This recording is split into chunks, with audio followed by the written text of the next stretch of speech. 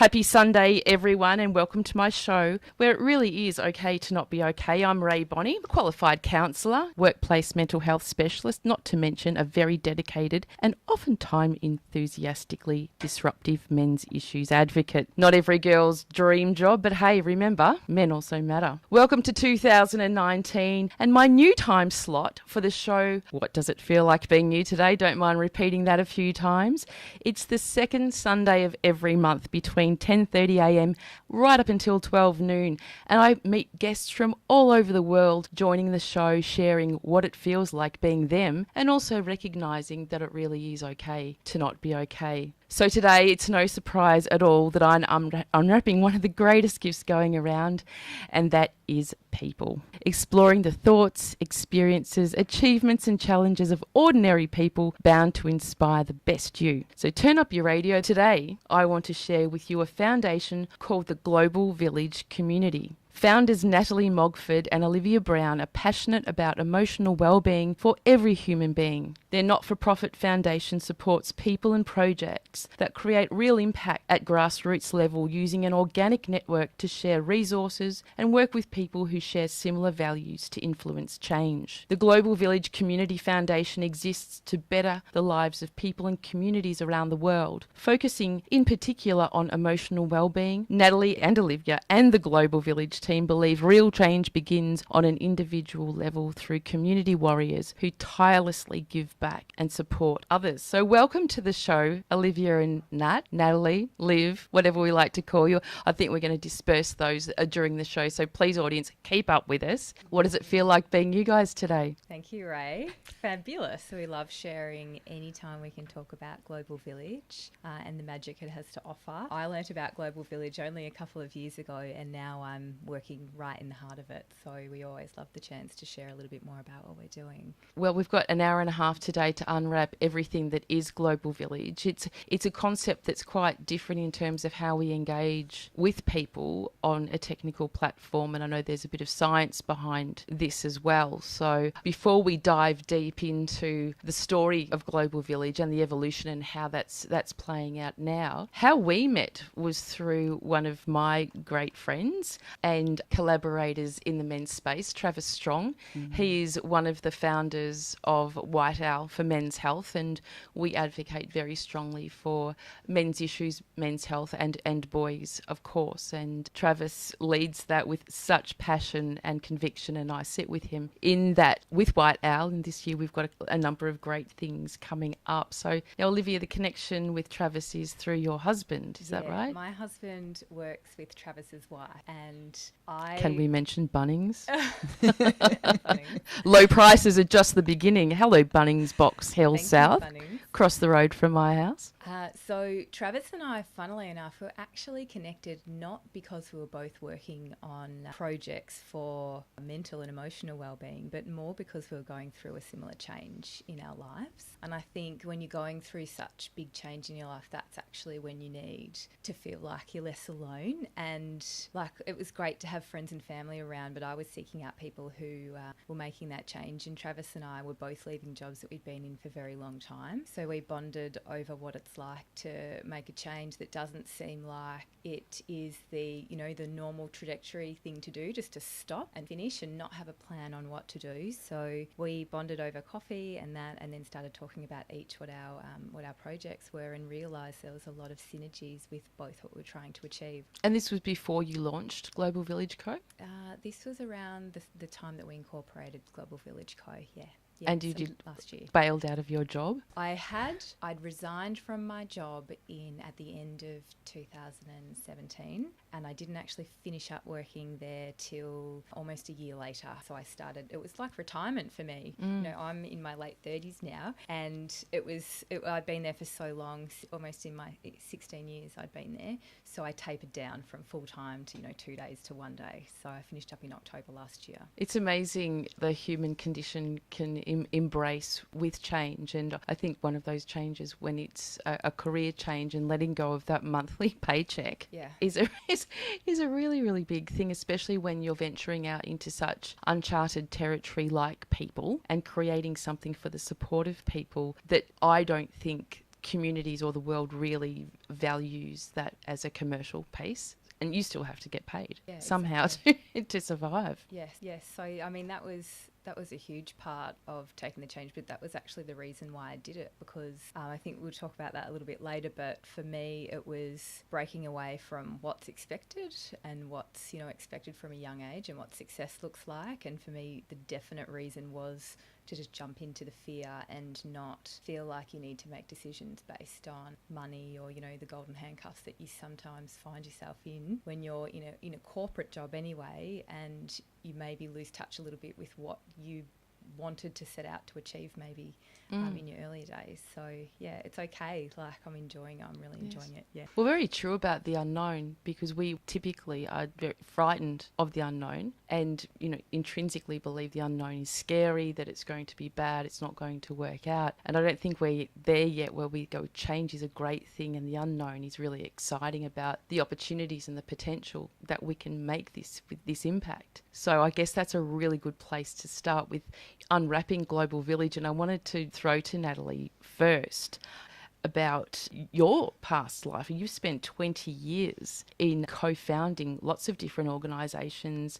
and you've even led marketing agencies. So what has that been like for you? It was exciting. I think being able to create something out of nothing has always been a great challenge for me. And also, I had the opportunity to work with some amazing people. Entertainment was a big part of my life. So, and as you well would know, it just creates, there's nothing fancy about the entertainment world. It's just a lot of long hours, hard work. And I was able to have amazing opportunities around the world and to see the world in different eyes. So I loved every minute of it, especially in marketing and creating business and being creative. Now that's a lot of concepts all at once, and for my audience I can see these little light bulb question marks going on all over their head saying, okay, so you work in entertainment and you work in marketing. Can you just describe a little bit more what that looks like? Yeah, so the marketing agencies that I founded were predominantly consulting to theatre producers like Little Star Services in the UK, Louise Withers and Associates. I worked with concert promoters like Michael Koppel and Paul Dainty. And really we worked on shows like some of the most amazing shows like Mamma Mia, Billy Elliot, here in Australia, but also in the Southeast Asia. So, I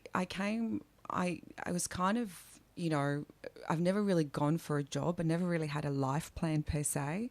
I'm very open to looking at opportunities and going if it feels right. And throughout those years, met very successful people who would, you perceive to be successful, celebrities and so on. But what it really showed me was that the kaleidoscope of people and ways of living, but innately we all were exactly the same. And for me, the entertainment business really was the best business school one could attend. It really taught me how to do business on the doing. And also it taught me to really, problem solve on my feet, but also to do it in a creative way. And I loved every minute of it. It was 15 years of just full throttle and loved it. It's interesting you mentioned Mamma Mia and offline before. We were talking about some of our mutual connections, and this is relevant in that we were talking about David Mann from 3AW and entertainment, and that you had that connection through Mamma Mia. And I also have a connection through to David in that I've recently become the brand ambassador for Entertainment Assist, and we're the not-for-profit that looks after the mental health of people in the entertainment industry here in Australia, which also crosses over globally because we know how transient entertainment people are in Australia. And, that whole picture that's painted about how terrible the entertainment industry is in terms of hours, pressure, changeability, losing your family, gaining a new one. However, sitting with Entertainment Assist and sitting with David and listening to that narrative around entertainment, it's actually a beautiful place to be, one of such celebration. And there aren't that many people in the world that don't consume entertainment and with such joy. So, I think that, even changing some of that narrative in that community brings about change for people, brings that pride and the dignity and style of people that are pertinent to that.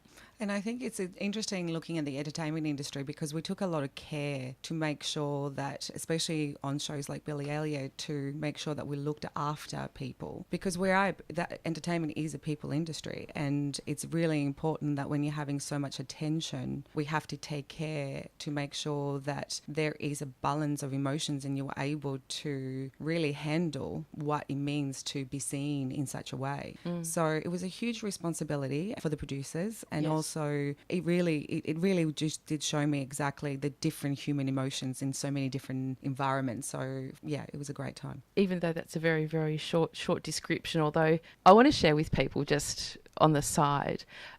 Last night, Natalie sent me a little email saying, "Is your show live?" My fingers and toes are crossed that it isn't. I thought, gee, Natalie, entertainment industry, I thought she'd be gagging to get onto the microphones. And then she's describing how nervous she is coming on air. But I must say, you've got a voice for radio to begin with, and your articulation of what you do is absolutely A1, so you get a gold star already. Straight into the show. Now, Global Village, that's why we're here today, to unpack this and give our listeners some idea about different ways that, the world can connect, because there is nothing like connection for human beings to help protect, take care of. It's the thing that drives us. So all the crap about social media, everyone's on their phones and no one's talking to each other. People love connecting. So tell us about how Global Village has enabled people to connect. Why, how, where, when? It's interesting when we're talking about connection, what we have found with our own research, as well as with some amazing research that Harvard are working with, Mario Lewis Small, one of the leading sociologists there, is that what we found is that even though we talk about connection, the question really is, are we really connecting? Because through our research, we realized that even though we might have our community, we in fact not really sharing some of the most emotional and troubling challenges that we may have in our lives with those closest to us, which usually are, family and friends. And that's because of fear of being judged. You don't want to be a burden. And another one could be just because they just wouldn't understand what you are going through. And our research actually found that there are times, in fact, that we prefer to share even with strangers and be more open and show more of who we are, because there's less fear, and especially if they have gone through a like experience. So through that finding, we realized that even though we feel like we might be connected, we're not actually really sharing openly and honestly. And we wanted to try and find a solution for that. And very similar to how Airbnb is a peer-to-peer marketplace for, say, experiences, and they were able to solve an amazing concept of stranger equals danger and flipped it on its head through the power of design. And using today's technology to do that, we were like, hold on, we can actually, where is the support system for human emotional support? Where's that peer-to-peer marketplace? And that really inspired us for us to use today's technology to do a very similar thing and create a peer-to-peer online platform for human support. Makes sense. You mentioned research before, and your own research as well as research externally sourced. Can you tell us about how you created your own research model and what that means? We're very grassroots, right? So we go on the streets. Hello. What does it feel like being you today? And it's important for us, we're a human company, and I really truly believe that if you're going to say it, be it. And we live it every day, So we took out to the streets, and we, apart from surveys and closed groups and so on, we went and filmed people on the street, and we asked them questions. And we literally asked them just the two very simple questions. And, would it be fair to say that you share with those closest to you? And a lot of the people that we interviewed said absolutely not to family. However, one or two friends, and then it really depended on what he was. However, when we asked them to take a moment and think about a stranger and would they be willing to share with that stranger, especially if they knew that they will help that stranger, we're yet to find one person really that said, no, I'm not willing to share. So the opportunity is there, the findings are there. And I think what we're excited about is we're talking about connection, emotional well-being in a very new way. We're talking about it in a wellness rather than the mental health industry. And that for me personally excites me very much, because we're about had to almost, reinvent the dialogue about what wellness actually is.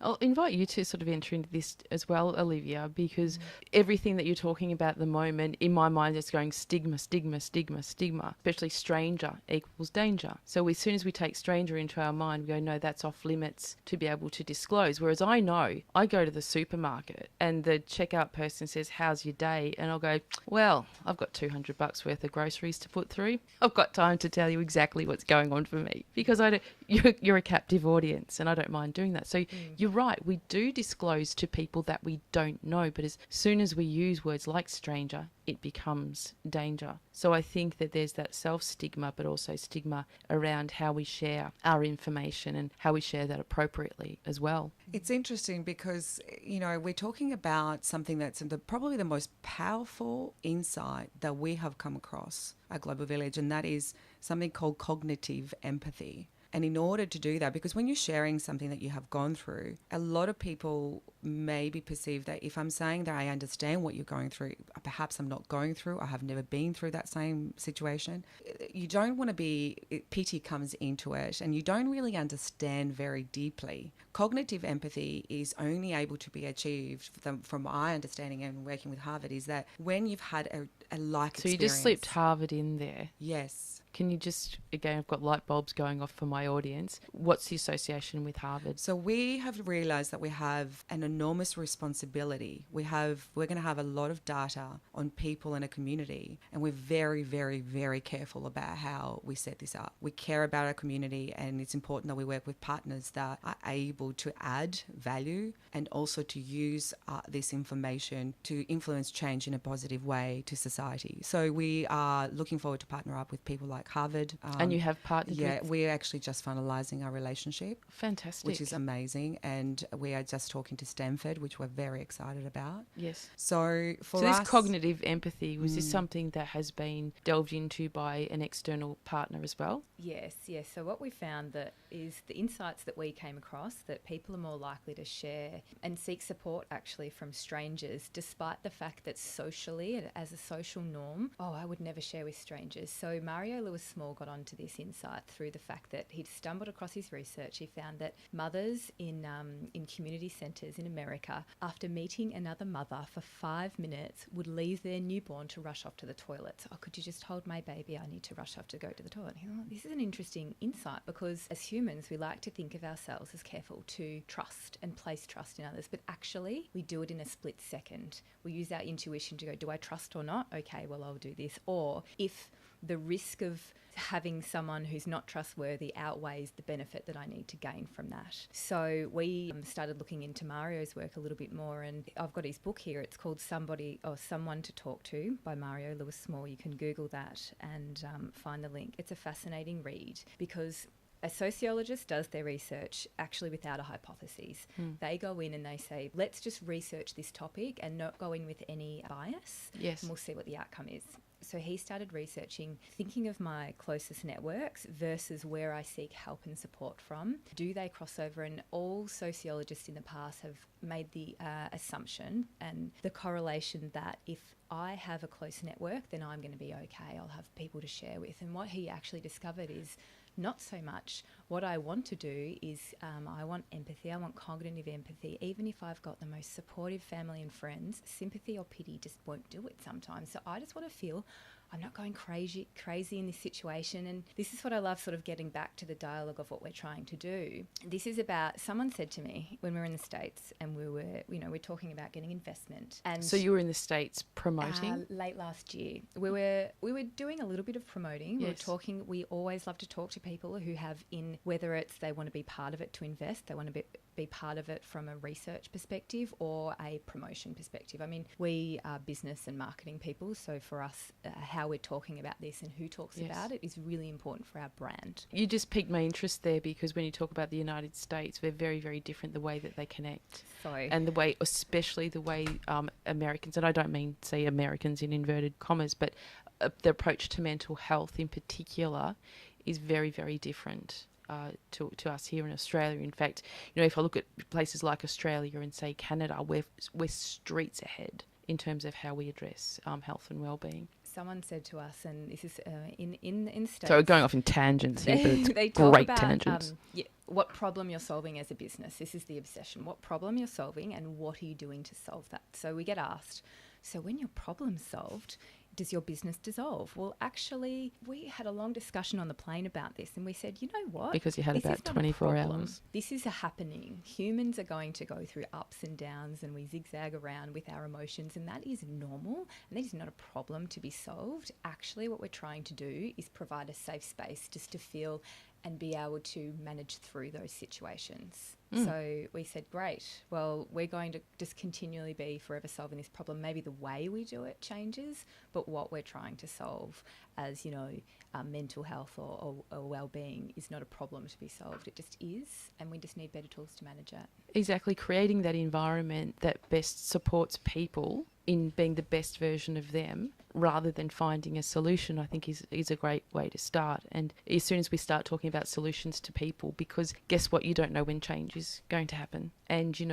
people that talk about their gratitude for having such, amazing lives where they've never been affected by trauma or tragedy or anything that's upheaval. And I was having a discussion with somebody about this last night. He said, I've been really, really fortunate. And I said, this person's in his 50s. And I said, how does that now position you should change happen? How? And he said, yeah, that's kind of scary. And that's one of the reasons why I quit my job. I was working in a job that was amazing. Can we please plug Mercedes-Benz? Because I also do work with Mercedes-Benz, especially with Craig Howard out at Berwick, dealership of the year after year, because Craig knows how to create an environment that best supports his people and allows them to be the best versions of themselves. And I take my hat off to him every day for creating that in such a difficult industry. And I'm going to just tangent off a bit here, because quite often we blame industries like entertainment that affect people's mental health, or entertainment industry is bad for people, hospitality is bad for people. However, the industry attracts people who may already be vulnerable to begin with. But these very industries also support people and create amazing environments for prosperity. And Olivia, I'm suggesting that 16 years at Mercedes-Benz has helped to inspire you and train you and equip you with skills and attributes to do what you're doing now. Yeah, it certainly has. And a big reason is to be able to use those skills to create change. I think when you're one person in a huge, big organisation, you can create change, and everyone has the ability to do so. But when you step out and do it for something that you're super passionate about, something magic can happen. And I wanted to test myself and give myself the chance, but then also use my skills and say, you know what, I know that my marketing can sell luxury cars, and that's great, but let's use that skill for something else now at the right time. To sell luxury lives. Yeah. It's amazing how quickly we're whipping through this show, but I did have a question for Natalie as well. And, we sort of delved in a little bit to what brought you to this place, but community's always been a big thing for you as well, and you illustrated that beautifully before. But why Global Village and why Olivia? Global Village was really kind of birthed as really it came to me. There wasn't actually a reason for it. It was developed, and I think when I look back in my life, I can see the links along the way and all the choices I made throughout my life that has brought me to Global Village. And I think for me was that when I decided to stop everything and close down one of the marketing agencies after my son was born, I found myself with that birthing as difficult as the birth of Global Village? Actually, I had to say it. I really had a wonderful experience.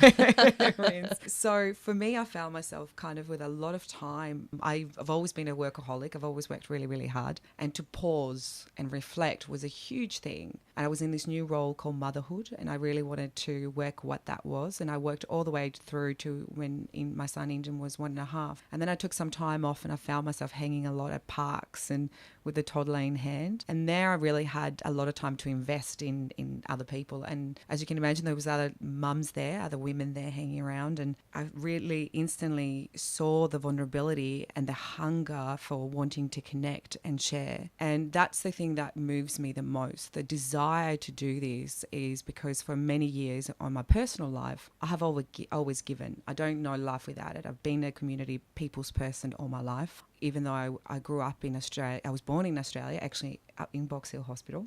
Get out. Yeah. Wow. Back in the There hood. you go. My parents moved our whole family to Greece. Both my parents are Greek. It was meant to be a 2-year stint, but it ended up being 13 or 12 years. And even though, you know, my siblings kind of looked like they were fitted in, had beautiful olive Mediterranean skin, I was this very pale, freckled, ginger red-haired girl, definitely stood out, and not positively in many ways. And also my parents stood out a lot. They were both Christian in a very orthodox community. Dad especially stood up constantly and challenged belief systems that he just didn't understand why they were there. And in our community, we had a lot of gypsies and Turkish people, and it's fair to say they were not really accepted in the community. And one of my dad's best friend actually was Hussein, who was a Turkish man, and my dad actually had him managing all our farms, which was totally unusual. And Magda, his wife, brought us up like one of her children, loved us exactly the same way. However, the community didn't really take very well to that. We were very spoken about, but I remember not really caring because I just knew it felt right. So from a very young age, I saw a class system that I didn't agree with, and I saw a lot of people being treated differently. And that followed all the way through when I came to Australia. I would see whether it was to stand up and fight for Sally in my classroom that was being constantly picked for her race, or if a family was struggling in my community, I would find a way to help. When the tsunami happened, I knew someone that owned a cargo company, and I was like, right, give me half a container. I'm going to send a container full of aid to Sri Lanka. I literally care for people. I have a deep desire to make sure that everyone has a fair chance. So, wow, yeah. That's a great story. You were describing it. You know, I've been to Greece a few times myself, but you can see it, you can smell it, you can feel it, and you know, even when you're describing those class systems as well, and some of the exclusion, that really makes sense. But it also makes sense why you're here today and creating this space for people to connect. It's interesting. My son Rory is going to probably come in and glare through the studio window in a moment, but he said, please mum, don't mention this on air. But when we were driving in here, we were talking about Global Village, and I was describing to him how it's built and what it kind of means. And he said, can people ring each other up? And I said, that. well, I said, I don't know. I will ask.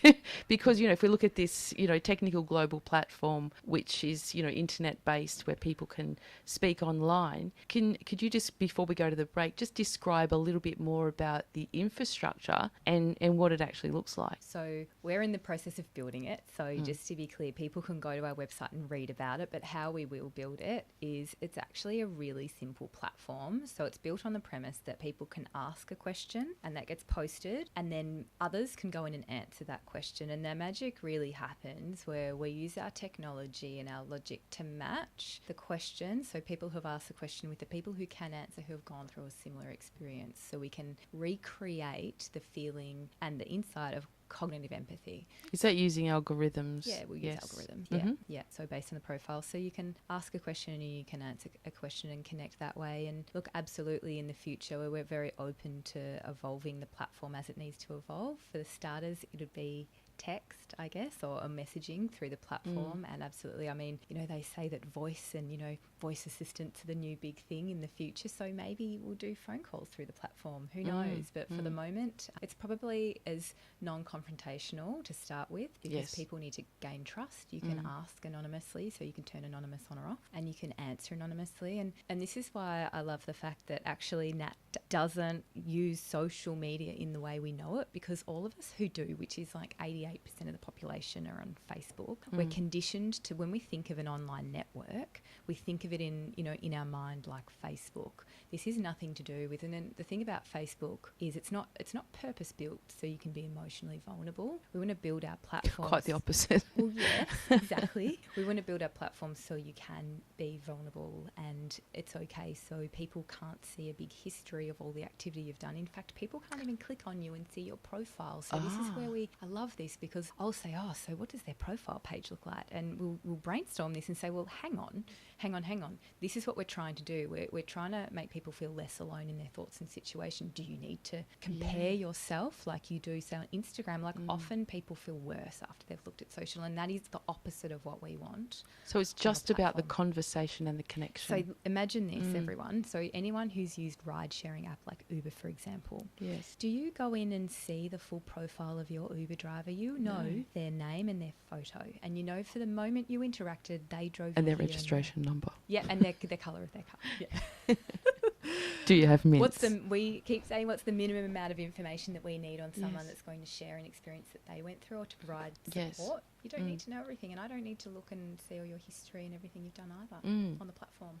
No, it's now clarifying and making sense. I purposely don't, as much as I do my research, I love the element of discovery on air as well, to give that genuine, oh right. I recently entered into a similar forum. Disclosure, I love disclosing my dirty linen on air, but I recently gave up drinking alcohol because it's a bit of a problem for me. You know, I live with terrible mental health issues, and alcohol's been a great supporter of mine over my life. However, got to a point where I realised there was no value in my life. But giving up alcohol is really difficult because it's a drug and it's an addiction. And so I used an online forum to help me, and it's a community group which is global, which is similar to what you're describing. It's very, very private, but at the same time, very, very personal and safe, where you can disclose in a community that understands, respects, admires, congratulates, celebrates. And I would say that would be the one thing that has contributed to my ongoing sobriety and minimised any risk of me not going back to that space. So I'm listening to this going, this stuff works. It actually works. It makes you feel loved, validated, included in something that's really special. I think the biggest thing is that for us is what drives us every day is the idea that we just don't want people to feel like they're alone. That's the biggest thing. And I think that once we're able to connect people so they can understand they're not the only ones that they feel a certain way. Yes. Everything else, it's about them working out how to do the next step. We're definitely not a platform to solve anything or to promote that we can heal people. We're there to connect people so they don't feel alone. Well, like me, it's about enabling people to help themselves. Exactly. Through delving into like-minded people, or, you know, I know for me using stories, power of storytelling is unbeatable. So we are going to go to a break. When we come back, and I know that you guys have not launched anything yet, but you must have some stories of feedback and how people are responding and reacting to what you're proposing. So I'd like to hear a bit about that. You know, what really defines Global Village Co. Natalie, you did furnish me with a number of songs that help illustrate some of the meaning behind Global Village. So I'm going to get you to introduce the first song we're playing today, which is by a group called Oh Sailor. It's Mr. Little Jean's Oh Sailor is the song, and there are an Norwegian singer-songwriter. This has almost become Global Village's theme song in many ways, because the thing is we are not alone, and there's always someone watching over us. Oh, that's beautiful. You're with Rae Bonney, and Natalie and Olivia. Don't go away. Welcome back. I haven't even said Happy New Year to you girls yet. Happy New Year. 2019. I know. How is the year feeling so far? I think when we spoke last week, Ray, it's been great. I don't really notice the year by year. I just live every day. So I'm one of those people that doesn't really kind of see a change in that. It's the opposite to me. The start, January 1st of every year is I feel like there's a whole different shift of energy. It's very significant. So I think about what's on for the year ahead and feel like 2018 was a big year of change. I don't know. Speaking to a lot of people, I think a lot happened last year to them, to people around them. So I think after change, you can learn and explore new things. So I think that's what this is about for us. Yes. So when did you actually make the leap, Olivia? Was it 2018? Yes, it was. So I started on board first as an advisor in like a marketing and business capacity, and it really wasn't very long after that till I made the commitment in my mind to finish up my job as it was and start working as an official co-founder with Natalie. So actually run the business rather than just advise. So that was official early early last year, and then we incorporated the business, and we're also in the process now of setting up our foundation officially. Yes. So I would say about a year. Yeah, about 12 months in, but really only about 3 months dedicated, like I would like to say full-time to this in my mind. When you're doing lots of other things, it can be tricky. So you're a registered not-for-profit organisation? So we're just going through setting up a non-for-profit, which is the Global Village Community Foundation. Okay. And Global Village Co. is a for-profit company. And that's for two reasons. One is because we love business, and I do believe that in order to do the work that needs to be done, we need to employ some of the most gifted people in the industry. And in order to do that, we need to be able to run as a business, not a non-for-profit. And two is because our ethos behind our for-profit companies, the more we make, the more we give. Yes. We're going to use some amazing artificial intelligence to gauge need and struggle in communities. I'm a huge advocate for grassroots community warriors that are doing it because I've done it. And so the premise is to see where the struggle and the need is, and then to funnel funds within those communities and support people that are just doing it, grassroots, and help them out. So how have you commercialised the business? So where do you get your money from? We're self-funded so far. So there you go, people. Anyone listening, dig into your pockets. Well, right now we are actually seeking funding to be able to get to the next stage, and that's we have a prototype of the app we spoke about before, which is an online platform to ask and give. We need to build that, and to do that we either need to build it ourselves, unfortunately we're not developers, or we need to find people who'll help us do that. Yeah. If you could just move a little bit closer to your microphone. I was gesticulating. I must get better at charade. Didn't work at all. I would have got a pie. It was a 2-minute warning. I would have got a pie in the face for that. So we'll make money from the platform through brands being engaged. Now, a lot of people go, oh, advertising on a platform that's around humans. Well, we say yes, because brands and organisations, there's some amazing organisations, and they're simply made of people. And there's some big organisations doing amazing things and also wanting to put their money where their mouth is and become, as they like to say, more purpose-driven. Yes. And humanise themselves as a company. Our platform will allow them to do that. Yes. And then we have some other monetisation models through the process. But I just love the fact that this is a business that's purposeful and uses the money that it makes consciously to also give back. And that's a big reason why I wanted to be part of it. And Natalie absolutely brings that. It's all about giving back and being part of something. It is a very selfless and tireless space, isn't it, when you're sort of building advocacy in the people space, because I think typically other human beings don't see the monetary value in the human connection because we take it for granted that it's a given. However, we don't use it as one of our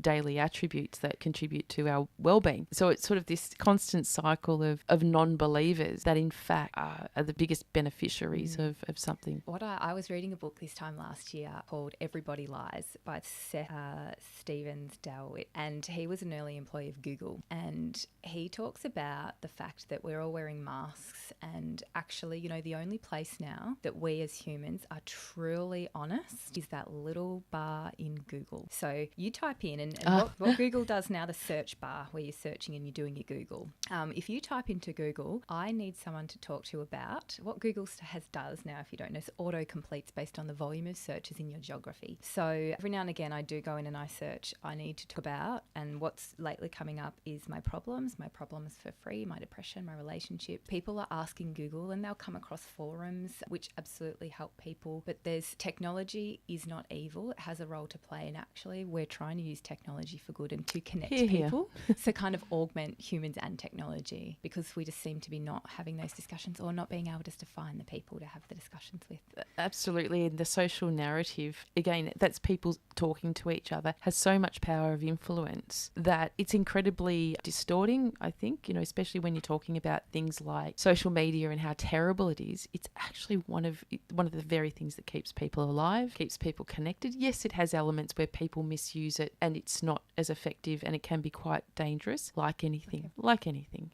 Overindulgence of anything is going to not have great outcomes. So I think stuff like this helps change that social narrative into something that's much more contributing to the greater good of people. Internet has the most amazing opportunity to connect people across the globe. And this is one of the most amazing opportunities we have in our generation, I believe. In order, if you use the internet with the right spirit, you can create something really beautiful. And I think that's the thing about when we talk about giving, it's a new dialogue, because when you associate giving as an example, we instantly think about donating money or donating your time to, say, the soup kitchen, or to go overseas and help build a school or whatever it might be. We're saying there's a new type of giving in town, and that really is, so if I take myself, who I am, I'm 42, I've had a number of experiences along my life. I've had failures, successes, and all We of them. could just call that learning. No, exactly right. So that creates experiences equals knowledge.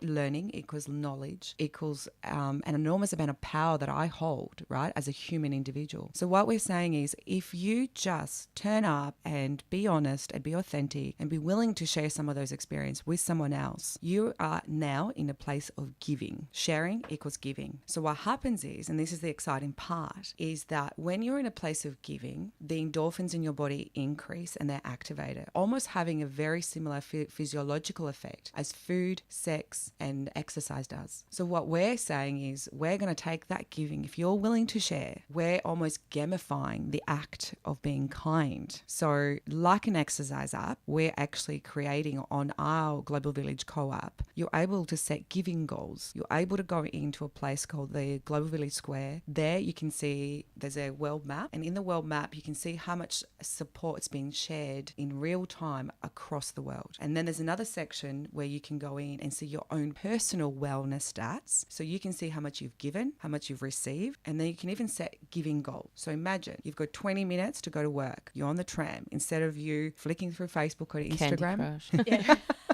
That's rewarding. Instead, you're on Global Village and you are actually having, 2 seconds or 5 minutes to give to someone else. And the beauty about technology is we have an amazing opportunity to design something really cool. So design plays a big part. Like Airbnb, being able to say, who would have thought you'd have a stranger in your home, right? So what we're doing is we're going to make giving very, very simple. And the way we're going to do that is there's 2 different ways that you can give. And one is that you can give very, very quickly by custom emojis that we've done. So you can send strength, or you can send love, or I'm thinking of you. So imagine a woman, say, or a man in regional Victoria, of course, always, in regional Victoria, feeling a certain way and reaching out to the community on Global Village. And then the next day you wake up and you're thinking you're all alone, but you see one, I'm thinking of you. That is extremely powerful. So you don't feel like you're alone and you'll be seen. Yes. And that's what I get really emotional about, to be honest. The way, so send a quick support, and the other way is actually replying in more detail to that person as well. Yes. Well, it's almost the reverse of what Facebook and Instagram represent when people are seeking out how many likes or how many comments we're getting, that this is, the platform is purely about support and connection and conversation. But one question that I have is, how do you minimise risk? Because there's always risk attached, especially when we're interacting at this level. Yeah. And look, our biggest risk is trust. We need to make sure that when we're a platform that is free of judgment, bullying, anything bad that can happen in these types of online forums. And, there's 3 ways that we plan on doing that. So we'll have user moderation. So we make sure that people are clear on the code of conduct when they come in, and there's easy ways for individuals to report issues. We'll use technology to make sure, and this is what other,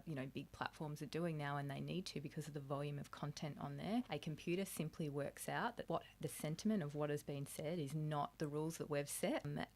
We'll pull that content off or flag that content. There are lots of things we need to do there, but also the biggest question we've honestly been asked is what happens and how are you going to deal with people in life-threatening situations, in absolute crisis. And of course we need to have situations for that. We'll make sure that there's crisis buttons on the app, very, very clear for their local area so they know. So there's first of all information and quick access for them. The reality is that our platform is designed, and I like to draw it or imagine it as like a bell curve. And down the bottom, if you imagine that you have sort of your emotional and mental well-being, on a bell curve in the middle is kind of the volume of population. And on either side are the outliers. So on the left, you have people who are perfectly emotionally, can manage their emotion and their mental state. And then on the other end, you have challenges and illness and crisis that absolutely need a sort of an ecosystem of support, including therapists and, you know, friends and family. Where we are is right in the middle, and this is what we would describe as your everyday ups and downs of life. And you can almost swing between, you know, the spectrum of that regular ups and downs. What a perfect way of describing it. I'm glad you understood. No.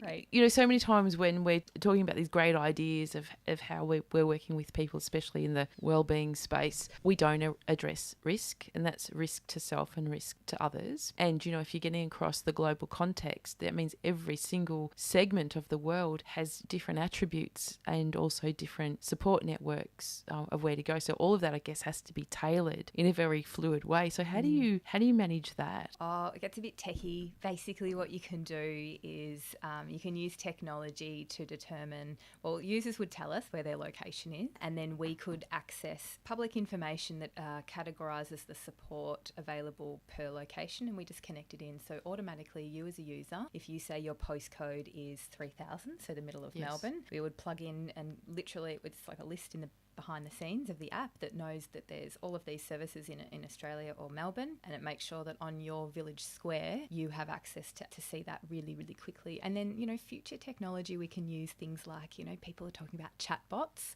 Chatbots can be freaky and used in the wrong way, I think, or they can be used really well. We would be investigating using chatbots really well. Can you describe what a chatbot is for our non-technical people? Basically, when you chat to people on the internet, you'd like to think that there's a person on the other end. What a chatbot does, it's basically connected to a computer that talks like a human. Sometimes people manage it or companies manage it really well, and you know you're speaking to a computer and you can work it out pretty quickly with the responses you get. Sometimes they give them a name, like Siri. Siri's a chatbot that does it through voice. So imagine if our technology can, and it can read the sentiment of what you're talking about, and it gets to know you, and it says, oh, I'm the Global Village chatbot, I'm here to help you. Would you like some click-to-call numbers right now? You know, do you need help? You have to consent. You have to say, yes, I do, or you say, no, go away. But if you do say yes, the app can within the app give you click-to-call numbers or places you can go right in there if you need it. Yeah, well, there you go, listeners. We love technology. And humans. Yeah. Going back to the customisation for every sort of segment of the world, because you are a global organisation, just say, by the way, who knows what the smallest country in the world is? You would know, of course. Well, I know. Yes. You do. Yes. It is the Vatican City. I didn't know that. I did not know that. Well, I knew that because you told me. Oh, I told you. I've been telling everyone this is my biggest revelation of the week. I was watching that ridiculous show with Rory, that game show where they're throwing pies in each other's face, and called Game of Games with little, what's his name? Anyway, Grant. One of those. Not him, but the other one. Anyway, that's terrible. I'm sorry, Grant Denyer and the other one. But that was the question. What's the smallest country in the world? And racking my brain thinking Iceland, blah, blah, blah, Vatican City. So for all intents and purposes, I live in Vatican City and I'm using Global Village to help manage my expectations. How do you pick that up? Well, it's interesting in the sense of, you know... Because I guess God is the support network there. Yeah. I'm not sure if the Vatican might... I mean, I don't see why the Vatican wouldn't be open to using our app. But I think... Well, they do have their own postcode and their own They've flag. got a direct line. Hello, God.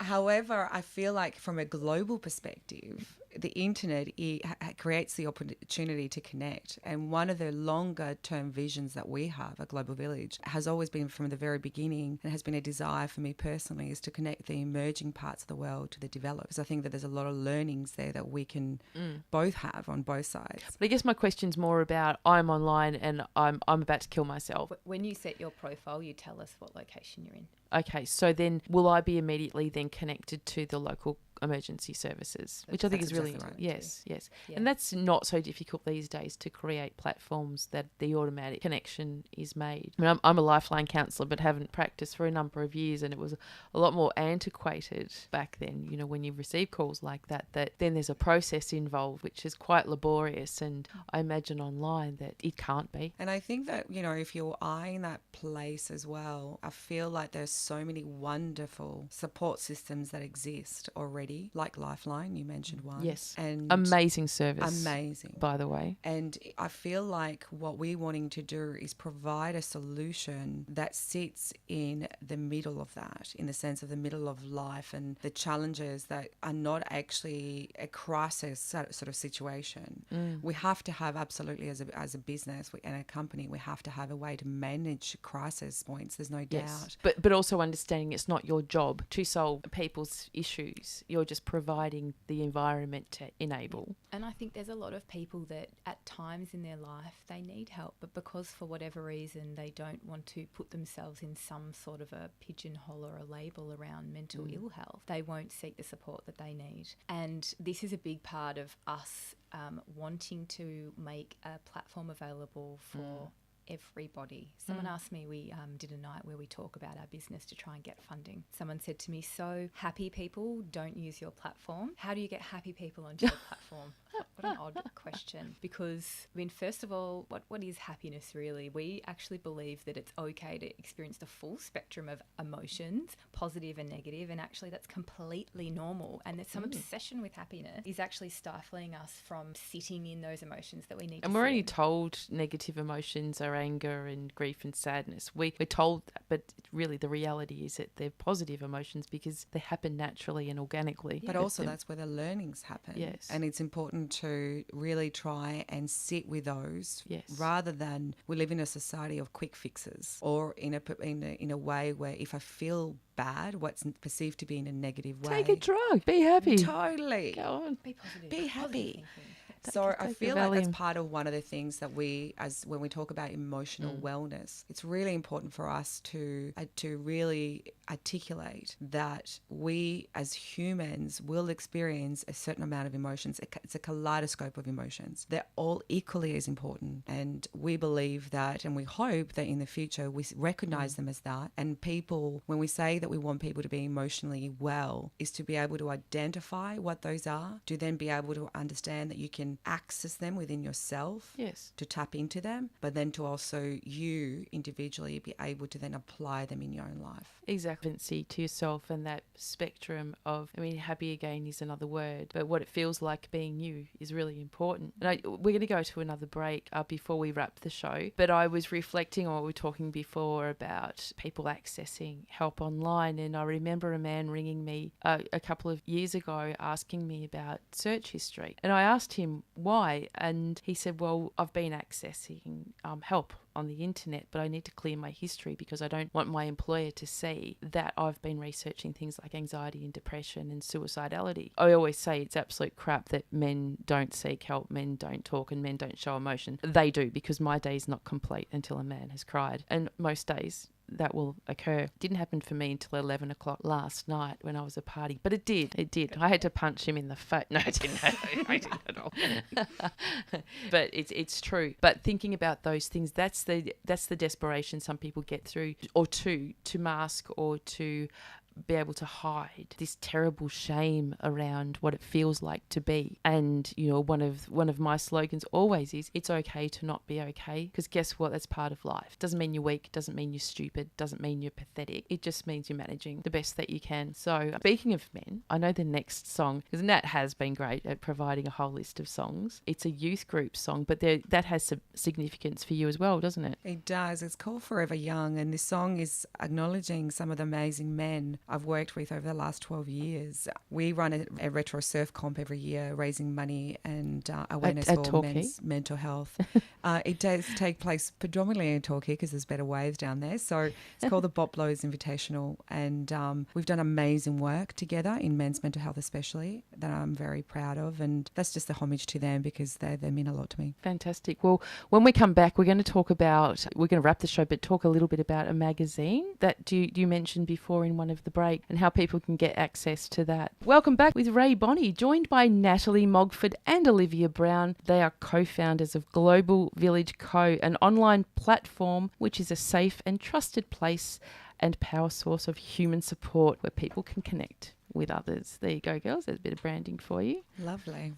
Now, before we start talking about the magazine that you mentioned, we're also happy here for feedback. Anything, any questions you have, any thoughts you have that you'd like to share with us, you can email me at rae.bonney@3wbc.org.au, or you can give us a call right now on 9285 4848, and that's 03 if you're calling out of Melbourne. So give us a call, let us know what you think. Also, we have the divine privilege of having the producer of this show, Mr. Anthony Roberto, here in the studio with us today, furiously taking notes. What Anthony does out of the goodness of his heart, because he's part of this community as well, is produce this wonderful show. It will appear on YouTube. So if you search up Rae Bonney on YouTube in the next few days, you'll be able to hear the interview, but also see links to all of the things that we've spoken about today. Olivia has mentioned a couple of books and links that we will post. So if you forgot to write them down, you'll have access to that. There you go. It's all information here, isn't it? It's all happening. Yeah. Pack it in for a Sunday.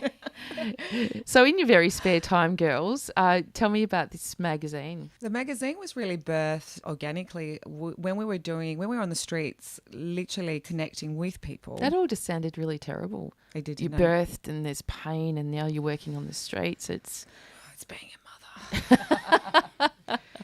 So where we were so busy connecting, and especially because How many people did you survey, by the way? Oh God, Or on the meet? streets, quite a few, and then on a survey, I think 111 on a survey, on a format survey. Yeah, I calculated around 500 in total over the last 2 years. Yes. And that's, a couple hundred on the survey Yep. online. Yep.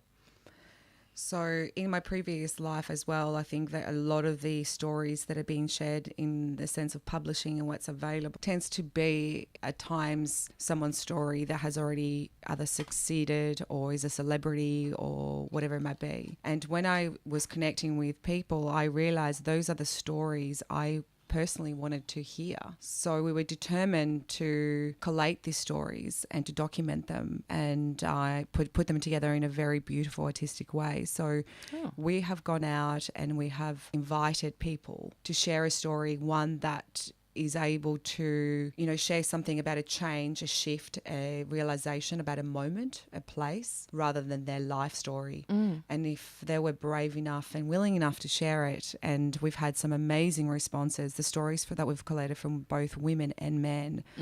I received a story only 2 days ago that was so emotional. Actually, in fact, they're very powerful, every single one of them. So what we're doing is we're collating these stories and we're creating a magazine in a beautiful artistic way. We're going to have it available for free. Is this a hard copy magazine? It's a hard copy magazine, and we're working with one particular corporate partner, which we'll be able to announce soon. We're very excited, and distribute it through that partnership. And all it does, that for us, is about, again, the power of sharing and letting people know. By reading that story, you instantly feel that you're not alone. But then there's something else amazing that happens, and you spoke about this before. There's so much power individually when you are asked to write a story. You go through this process of, what am I going to talk about? Is it going to be interesting enough? Can I write? And then you find yourself really immersed in this space of telling, of sharing, and then you start to lose distance between the story and the emotion, and there's no attachment to it in a way. It's almost like a gift. And Indigenous people, especially Aboriginal people, have done that for so long by sharing, and it's very much in the ethos of that. And everything we do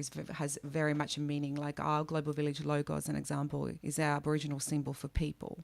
We're taking the same ethos and applying it by just sharing people's stories in a magazine. The symbol that you have as your logo being intrinsically Australian and Aboriginal, how does that translate globally? Branding is an interesting thing. I think that as long as you do anything with purpose and there's something that is it's meaningful. First of all, we had, it was very important for us to receive the support from the Aboriginal community and also to ask permission to use it. Something that took it was much harder than I first anticipated. So we're very cautious and respectful in everything that we do. We feel it's a beautiful brand and we want to be playful with it, but also it creates an opportunity to educate and to create awareness around that as well. And we're passionate about that as well. But you talk a lot about birthing, and I know that just doesn't have to do with you having a child, but I think, when you translate that to say this was birthed here in Australia, as far as, our Indigenous people, I think that's a beautiful story in itself. It gives meaning and I guess transference across the globe, because, Australia is something special and we have a lot to share. And I think quite often we get put to the back blocks as being always the following end of anything. Especially in technology as well, we found, we're not a tech company per se, we're just using technology to solve, to create a solution. Yes. And so we found ourselves, we've been in the United States now a number of times over the last 3 years, and we have an amazing support system there. However, when I hear you say that, sorry to interrupt, being such a vast kaleidoscope, America, what parts of America or what communities in America are supporting? So we always go back to San Francisco, East Coast and West Coast. Yes. And the partners or the people that we really connect with, we're open to meeting people that, aside from your venture capitalist is an interesting discussion, and that's now a long session there, in the sense of we're not a traditional product that a VC will look at and go, I can understand, because they're looking for an exit strategy, they're looking for return on investment, buzzwords that for us, we understand in business are important, but however, we don't lead with that. So when you're in a VC meeting, and I've been to many, and they sort of say, so what's next? And my answer sometimes is, right now, I really don't know, but we will know when the right answer comes through. And it's not something that creates a lot of comfort for No, I can see. Yeah, okay. But however, I think what we have found is that there's this thing of startup world, which they just think we're 20-year-old ramen noodle eating people. We are two professional women. We have... God, that's a bit stereotyping, isn't it? But it actually is a reality over there. And it's an interesting... Do they not like ramen eating noodle people? We That's don't what mind they ramen, expect. but we prefer... They expect you to be working out of your garage coding day and Yeah. night on your tech product. Okay. And we bring something very different to the game. Yes. And let's not forget credit card debt, So it's been an interesting journey in the sense of how we find investors, but also how we find, for us, it has been really important that because we're building a community of people, to first concentrate in being able to connect with anyone that was willing to listen to the concept, then to really see if we connected and if they connected with it in a spiritual way first. Because we in business, we're going to be tested so many times, Rae, and it's important that we stay true to why we are doing this and why we started this, and ensure that we don't allow the politics, the business to start steering decisions that could really jeopardize the trust for our community. I would not be doing this and putting everything on the line for me if that was the case. So I'm really It's passionate. interesting that you talk about trust, and quite often we define trust as something that we want, something that we need. But what you're trusted for is the important thing. So that's how I see you guys, is I can see what you're trusted for. You're backed up with really good science, with good research, with good technology. You've got a framework. That's what I would trust you for. Now, people can be trusted that they're always going to be late. You can trust that you're always going to be rude. So trust isn't necessarily that heat-seeking thing that we're thinking that we need, but it's something that we look for when we make decisions, which is what you're saying. And I think for a healthy community to foster, you need really strong foundations. So for us, we could have gone easily for the money, right, first, and then we would have scaled potentially very, very quickly, which is what we have plans for. And we were like, no, we want to make sure that we grow at the speed that the community allows. And the most important thing for us was to look for experts, to look for researchers, to look for people that had the right intentions, that they were really caring about leaving a positive legacy. And it's not just another startup. It's not just yet another platform. Well, on that, given that you're going to be immersed in the gazillion apps that have been created, you've described this organic growth and development of something that when it's ready, it will be a collaboration of many, many different things. But the amount of people who sit down with an app idea in the next 6 months, there's the app. And I do social experimentation on most of those, especially in the wellbeing space. And it gets to a certain point and then you're left feeling extremely frustrated, disappointed, and just really... Well, the reality is anyone can build an app. There's a cool website called Upwork. If you've got 30 grand, you can build an app and you can put it on the App Store. So our whole ethos has been, and as Nat says, it's about the foundation. So it's building our brand because, and that's my background is, you can have the product and you could have the technology, but if you don't, and it comes into this trust thing, it's about having a brand that people trust and people want to be part of, and that there's an expectation level that you've set, which is the reason why actually you're going to see work from Global Village Community Foundation well before you actually see the app from Global Village Co. And there's a deliberate reason for that, because it's about building trust first. And then coming and saying, you know what, if what you've experienced at one of our events resonates with you and you need it, we're actually about to provide this to you and to others who also couldn't make it to the event. So we're reversing actually the way people usually market and launch. They usually have something and then they'll launch and market that. Yes. We're actually going the other way around. No, it makes sense. It makes sense. And kind of almost underpins what you're doing in your work. It's connecting with people in the right way and giving people an opportunity to make decisions based on what environment they want to create for themselves, rather than you projecting on what you need in that real traditional marketing sense is what you need. Where if you're going to be a company that promotes and it's all about encouraging giving, we have to lead with giving ourselves. Yes. So these events that we talk about are very important, because we're going to start with regional Victoria, and we're going to take this amazing program that we worked with the Bob Blowers last year and take it on the road and fund mental health workshops and take them to communities free of charge to both men and women, with this particular two corporate partners that we just finalising with. And we're excited because it means that we are not losing focus about what we're doing this for. So while Olivia's busy doing all the tech stuff, we'll be grassroots in communities giving every day. So for people listening and who want to share, and again also through Anthony's amazing work, we'll be sharing this on our own social platforms. How can people help? How can people get involved? There's two ways really that would be great. One is if anyone's willing to share a story, we'd love to submit a story. They can do that on Story at Global Village Co. A story around connection, or story about a learning or a shift or a moment in their life where they realised something, they saw the world in a different light. And and the second one for us, and importantly, is we're looking for investors, and we're not looking for just any investors we mentioned before. Just ones with lots of money. Ones with a kind heart, Rae, and deep pockets, yes. It's really important. It's a partnership that is equally as important as my husband Brad's partnership with myself. So it really needs to feel that we're looking for people that understand what we're doing and are excited about a new dialogue in wellness, because wellness a lot of the time, let's look at wellness for 1 second. It has been very much focused in about meditation, yoga, nutrition, very me focused, all very important for a balanced, healthy life. We're saying we've got a new kid in town called giving. Yes. And giving is that the moment you're actually in the place of giving and you're helping someone, you're actually in the same breath increasing the level of wellness within yourself. So we're excited to really start the conversation around wellness and to redefine the dialogue to include giving. And that's one of the most exciting places we find ourselves in. Oh, thank you for sharing all of that. I think even if people take one thing away from today, and that's the power of giving and how that interacts with our endorphins, like going to the gym, or that reward system that goes off in our brain, where unfortunately many people's reward systems will interact with things that aren't healthy, like drugs or alcohol. It's like you get home, have a drink. Or do something, have a drink.